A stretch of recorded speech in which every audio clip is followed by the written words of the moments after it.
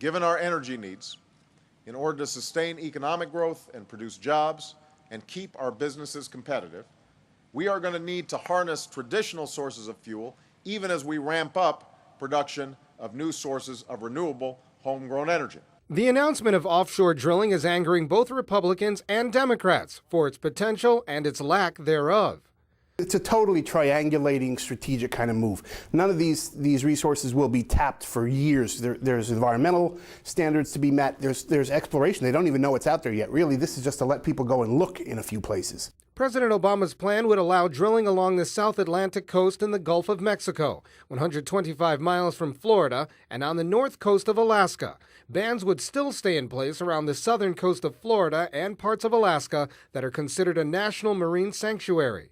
President Obama's endorsement of offshore drilling may be as much practical as it is political.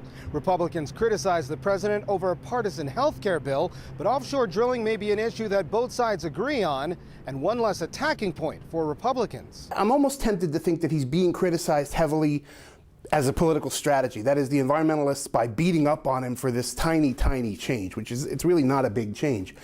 But by doing that, he looks all of a sudden more bipartisan. In Alaska, we can offer steps towards energy independence with our natural gas pipeline and more oil production and alternative sources of energy. Republicans who have long chanted drill, baby, drill to push for more offshore drilling sites say the plan doesn't go far enough because of limitations on places slated for exploration.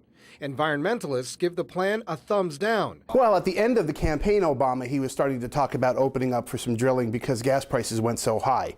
And I think this is an immunizing move. The decision eases a pathway for the administration to pursue coal technologies and nuclear power. The Pentagon isn't seeking these alternative fuels just to protect our environment. They're pursuing these homegrown energy sources to protect our national security. Our military leaders recognize the security imperative of increasing the use of alternative fuels. It could be years before any drilling starts, however. Numerous studies need to be done, and then there are those legal battles that will most likely play out in court. Colin Campbell, Arlington, Virginia.